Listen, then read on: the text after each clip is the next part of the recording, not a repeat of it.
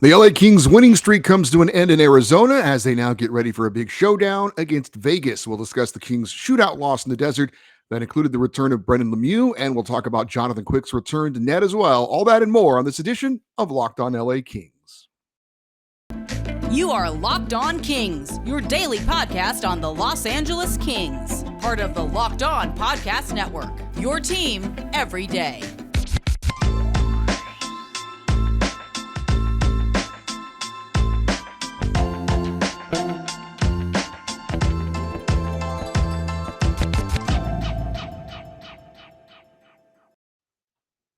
Hey, Kings fans, welcome to Locked On LA Kings, your team every day. Thanks for making Locked On LA Kings your first listen every day. We are free and available wherever you get your podcasts and on YouTube. Please like and subscribe if you are enjoying this content. My name is Eddie Garcia.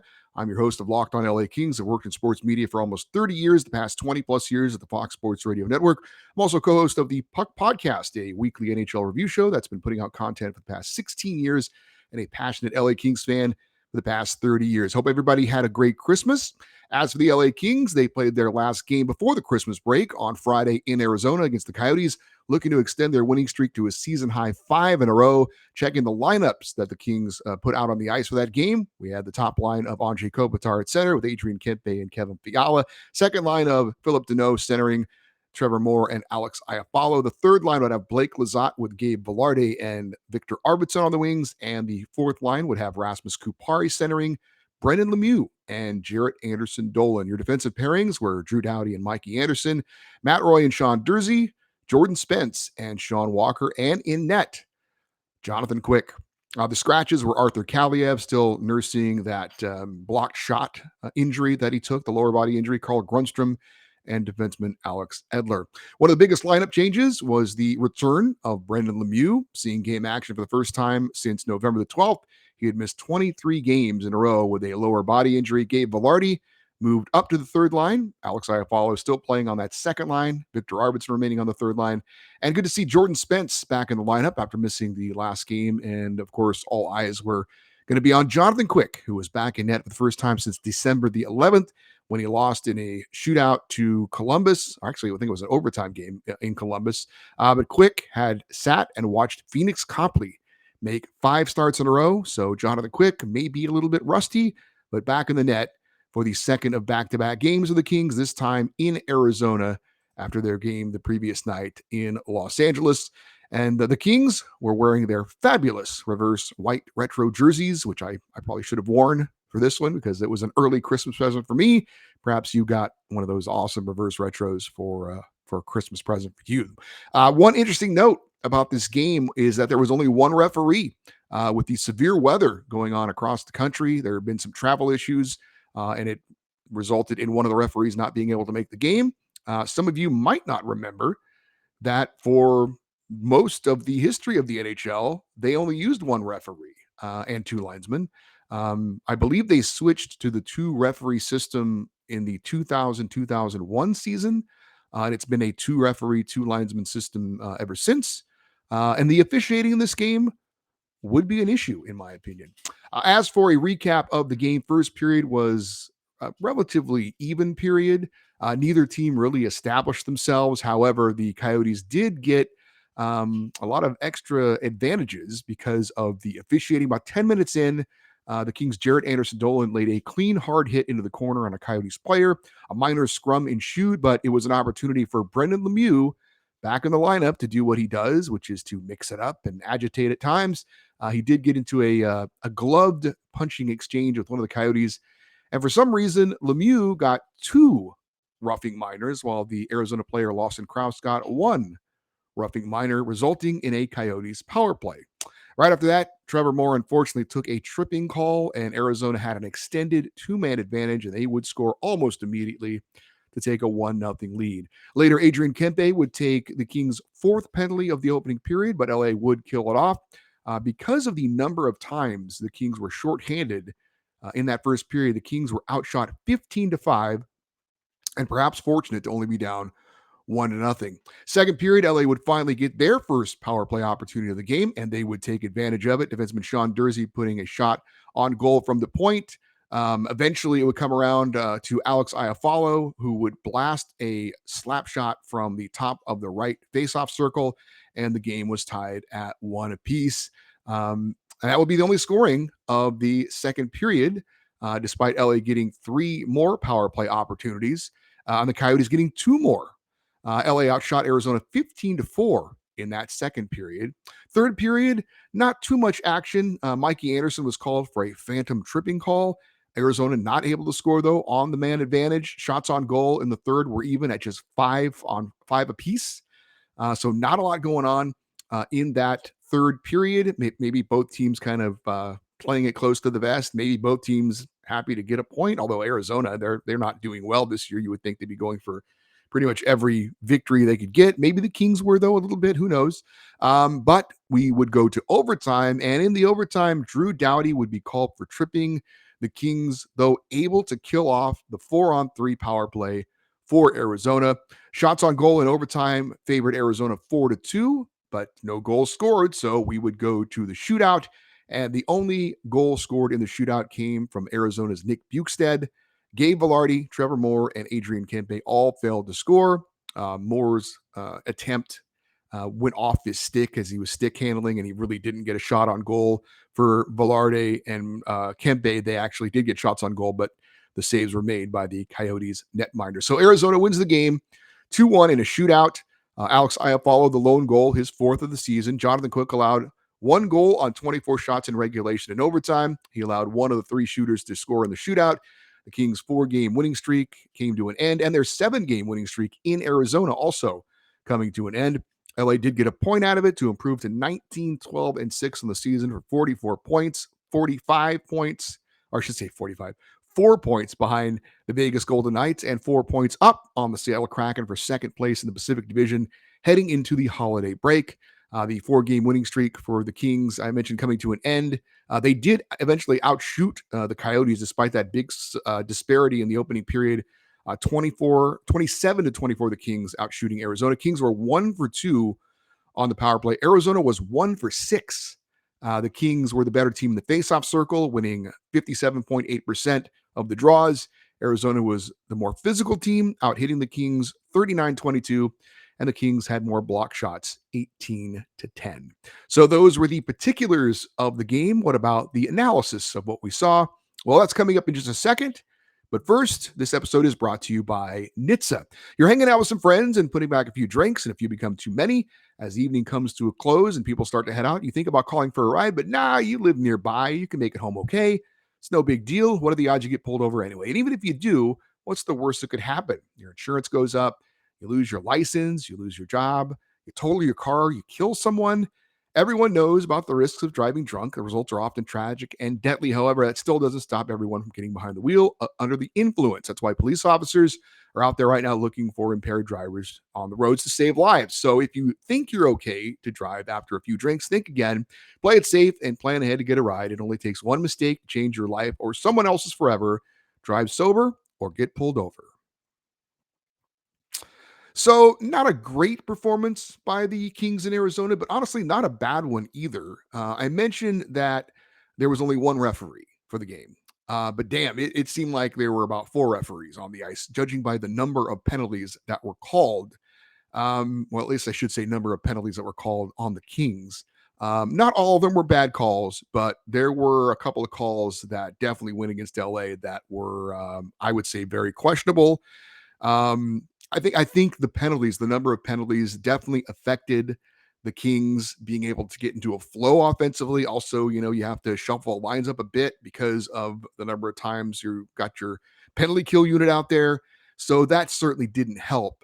So I wasn't a fan at all of the way the game was officiated. I don't know if the one referee had some effect on how the game was officiated. Um, Very odd. I don't know if he felt like he needed to make a lot of calls because he was the only one out there and he wanted to kind of control the game. It's possible. But either way, I mean, if you're going to do that, I mean, you should try and even it up, I would say, because it wasn't like the Kings were just out there being really stupid and taking a lot of. I mean, there were the penalties were pretty ticky tack, But again, they seem to be very one-sided against the Kings. So again, I was not a fan of the officiating. There were some calls that went against the Kings that I did not agree with. But in the end, it is what it is, and the Kings got to do a better job of staying out of the box. Although the little Lemieux penalty, which we'll talk about in a second, and then the tripping call on Mikey Anderson, those were missed calls. Those were bad calls. Good to see Alex Iafallo getting another goal, his second in 3 games as he's returning off an extended period of being out of the lineup. A big slap shot from him from the top of the right faceoff circle on the power play. Usually you think of Alex Iafallo scoring, it's usually in close with a wrist shot or a backhander. He's not known for his big wind up slap shot, at least as far as I know. But he was in the lineup on the second power play unit on that right side because of the injury to Arthur Kaliev. So great to see him getting an extra role and some extended minutes in that situation and coming through with a big goal. So that was great. As far as the rest of the offensive side of things, Kings had some decent chances, but not a lot. Kevin Fiala would like to have seen him be a little bit more active. But the shootout attempts as well was disappointing to see the Kings not getting any shootout goals and only, 2 shots of the 3 with the Trevor Moore losing the puck while he was stick handling. But I mentioned the Brenden Lemieux thing. And one of the moments in the game that I thought was the bad call was the extra roughing on Lemieux. I know for some, he's a bit of a polarizing player. Some people don't like him, think he's a little bit too reckless. Don't think there's really a role for a guy like him in the game anymore. Others see him as an asset, the only real player on the Kings who's willing to mix it up, to be an agitator, to be someone the other team has to worry about, to stick up for his teammates when it calls for. I'm actually in favor of having a Brenden Lemieux type on the Kings roster. I think they do have a need for him. I think it's better that he's back in the lineup. But he does come with a reputation. I don't think there's any question about it. And I think it's likely that may have played a factor in him getting that extra roughing. If you saw the penalty, it was one of those ones where Lemieux had the Arizona Coyotes player grabbed him with his glove around his jersey at the neck area. And he's doing that thing where they do the little jabs where they punch guys where they're holding on with their fists. And the other player was doing the same thing. It was basically Lemieux did it once, the other player did it once, Lemieux did it once, back and forth. Never really saw in any replays anything extra from Lemieux. It was pointed out by Jim Fox on the TV broadcast, and he may have made a very good point that the referee, Kyle Raymond, the whole time this is going on, as he's in between the 2 players, he's only looking at Brenden Lemieux and he's only talking to Brenden Lemieux. Now, it is possible he may have said something to Lemieux. I don't know what, but it's possible he said something to the effect of, "Hey, that's it, no more." And if Lemieux decided to get another one in, then that could have been where maybe he got the extra. If he did not obey the official's commands, kind of like a referee in boxing where they tell you, they tell you to stop punching and you throw a punch anyway, and they could deduct a point. Maybe it was something like that. But like I said, Brenden Lemieux does come with a reputation. He is going to get more attention. The referees know about him. You can say it's not fair that they look at him differently than they do other players. But, those reputations at times are kind of earned. He likes to mix it up. He likes to get in there and get in those scrums and do the face washes and all that kind of stuff. So, like I said, I like Brenden Lemieux in the lineup. I think he does provide a benefit to the lineup by bringing that little edge. But there are times when it is going to possibly hurt the Kings. And he took the first minor, and then Trevor Moore called for tripping right after. And the 2-man advantage was the only goal of the game scored by Arizona. So it is fair to say that penalty didn't help the Kings, but I also don't, I need more of an explanation to know why he got the extra roughing, because it didn't look by anything we saw that it was deserved. But again, could it have been something verbal? It could have been, but if that was the case, the referee should have said roughing minor for each player and then unsportsmanlike conduct on Lemieux.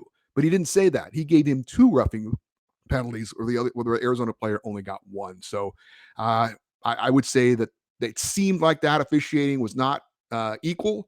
But you can also, if you want to make the argument that was a bad penalty taken by Lemieux, you could. I also think it absolutely played a factor that this was Brenden Lemieux's first game back in the lineup, and he saw this as an opportunity to get involved in the game. And so he did that, because it wasn't one of those situations where Jarrett Anderson-Dolan was mixing it up with a player and Lemieux came in to help him out. This was a separate incident away from that incident. It may have been the Arizona player may have actually kind of bumped Jarrett Anderson-Dolan before he kind of got tied up with another player. But anyway, that was an important point of the game. And depending on where you sit on that, it was either a bad penalty by Lemieux or a bad call by the referee, or I don't know, who knows, maybe a little bit of both. As for the Kings penalty kill, which has been such a focus of the team, they killed off 5 of the 6 Arizona power plays. Now, the Coyotes don't have one of the better power plays in the NHL. It's not bad, but it's not elite or anything. But still, when you kill off 5 of the 6 power plays, and again, 6 power plays for one team, and the other team only gets 2, that certainly seemed not equitable. But again, good job by the Kings. The only goal they allowed was on the 2-man disadvantage, which we just kind of touched on. But good job by the Kings of doing, a better job on the penalty kill. That's something that is a key for them going forward. Rob Blake specifically pointed it out. It seems like it's been a point of emphasis for sure, as it should be. And it does seem like it's getting better. As we talked about with Kings insider Zach Dooley, it does appear that it's getting better in key moments as well. And that was certainly illustrated by the penalty that Drew Doughty took in overtime that the Kings had to kill off to keep the overtime going, give themselves a chance, and then eventually get to the shootout where they did come up a little bit short. But I think the penalty kill is looking better, slowly but surely, and that's a good sign for the LA Kings. All right, Jonathan Quick. Got to talk about Jonathan Quick. I thought he looked very good, especially for having been out of game action for an extended period of time. I can't remember the last time that he was healthy, and there was a stretch of 5 straight games where he did not see the net. I have no idea when's the last time that happened. I've got to believe it's been a very long time, if ever, to be honest with you. Like I said, if he's healthy, he's usually playing. He's not sitting for 5 games, but that was the case with him, with Phoenix Copley taking over the net. And to be honest, he didn't have to make a lot of high quality saves, but he did have a couple of very solid saves. And then we talked about the Kings being shorthanded. There's a cliche in hockey that your best penalty killer is your goaltender. So if that is the case, if you believe in that old saying, then you got to give Jonathan Quick a lot of credit for that as well. Like I said, the only goal he allowed was a 2-man disadvantage. It was a pass through the crease from one side to the other. He had no chance to make the save on that. So he did not allow a bad goal in any way, shape, or form in regulation time or in overtime. As far as the shootout goes, he did have a misplay on Nick Bjugstad. Bjugstad made a fake. Quick went down, and he was basically done after that. Bjugstad skated to the right side, took his time. Quick was sprawling like Superman flying, trying to desperately get a piece of it, but it was a wide open cage, and Bjugstad put it home with Quick sprawling kind of on his belly, and that was the difference in the shootout. That was a little bit disappointing, but I think overall, an encouraging performance for Jonathan Quick. Again, I know it's the Arizona Coyotes, but again, he needed to come out and play a solid game, not give up any bad goals. And I thought that absolutely was the case. Like I said, the only goal he gave up in regulation and overtime was the 2-man advantage for Arizona. So he helped the Kings absolutely get a point. Now we'll see if this performance, well, it can't hurt him. It can only help him. But how does Todd McClellan handle things now going forward? Phoenix Copley is of late getting all the starts for the most part. This was the second of back-to-back games on back-to-back nights, so you knew Quick was going to be in net. But does this performance help him to get more time in net? We shall see going forward. The Kings don't play back-to-back games again until late January. Coming up this week for the Kings, they've got big home game against Vegas on Tuesday. We'll talk more about that in a second. Thursday, they're in Colorado, and then back home Saturday against Philadelphia. So if Phoenix Copley continues to play well and the Kings are winning, I'm guessing he'll still be in net. But if something happens in one of those games, if Copley doesn't play well, you could certainly see Quick going back the next night, or the next game, I should say. But we'll wait and see. But an encouraging, solid performance, I thought, for Jonathan Quick against the Arizona Coyotes. Up next, we're going to check on the World Junior Championships, which started today. We're going to do a quick Ontario rain report. We'll check the Pacific Division standings. All that coming up in just a second. Also, news on a special guest coming up on tomorrow's show. But first, I want to invite you to check out Locked On Sports Today. It's a podcast that talks about the biggest stories around the sports world in 20 minutes or less, plus instant reactions, game recaps, and Locked On's Take of the Day. That is Locked On Sports Today, available on YouTube and wherever you get your podcasts. So on a Monday, I usually like to check the Pacific Division standings, kind of let you know where the Kings stand as we head into a new week. The Vegas Golden Knights continue to be the top team in the Pacific Division. Overall record of 24-11-1 for 49 points. That is most in the Western Conference, third most in the NHL. The LA Kings sit in second place with a record of 19-12-6 for 44 points. So they're 5 points behind Vegas. 4 points up on third place Seattle. The Kraken are 18-10-5. But Seattle has 5 games in hand on Los Angeles. So they're going to play 5 more games than the Kings the rest of the way, 4 points behind. So they got a lot of chances to make up those points. Fourth place is the Calgary Flames, up 1 spot from where they were a week ago. They have a 16-12-7 record for 39 points. They've got 2 games in hand on the Kings, 5 points back of LA. Edmonton Oilers are now in 5th place, 18-15-2 for 38 points. They've got 2 games in hand on the Kings as well. And then you've got the rest of the division. Vancouver in 6th place, 15-15-3, 33 points. Barring a miracle, they're done. San Jose in 7th place, 11-18-6 for 28 points. Barring a miracle, they're done. And the Anaheim Ducks bringing up the rear. It would take an act of God to get them back into the playoff picture. 9-22-4. They are tied with Columbus with the second fewest points in the entire NHL with just 22. We haven't talked much about the Ontario Reign lately. They have played 2 games over the past week, and they went 0-2. They lost this past Tuesday to the Calgary Wranglers 4-1. Cal Peterson was in net for that one.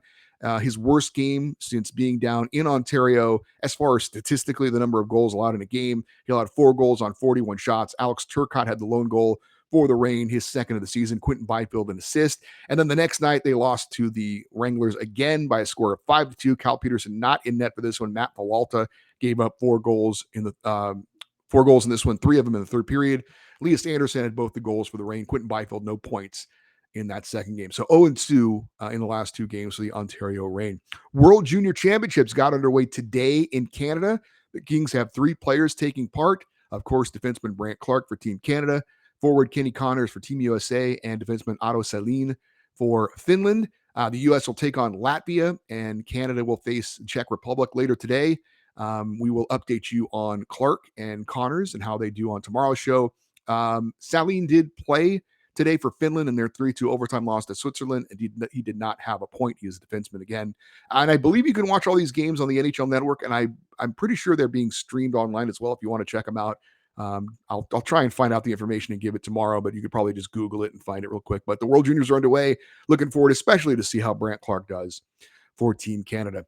Coming up on tomorrow's show, we're going to preview Tuesday night's big showdown, first place versus second place in the Pacific Division, as the LA Kings host the Vegas Golden Knights. Ken Bolke from Sin Bin Vegas, who's been covering the Vegas Golden Knights since their inception, does a really good job, is going to join us as a special guest and talk about Kings versus Golden Knights.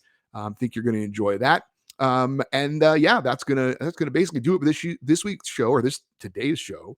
But I do want to thank you for making Locked On LA Kings your first listen of the day, and invite you to check out Locked On Sports Today as your second listen. Again, biggest stories around the sports world in 20 minutes or less, plus instant reactions to game recaps. Locked On's Take of the Day. That is Locked On Sports Today, available on YouTube and wherever you get your podcast. If you have any questions you would like to send me, we will have a feedback show at some point this week. The feedback will be, I think it's going to probably be on Thursday like we had over the last few weeks. But anyway, the email address is lockedoneddie@gmail.com, EDDIE, lockedoneddie@gmail.com if you want to send an email to be read on the show. We are on Twitter at LockedOnLAKings. We are on Instagram at LockedOnLAKings.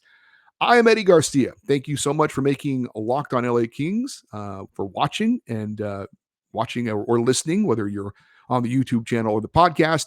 Have a great day. And as always, we say to close out the show, go Kings, go.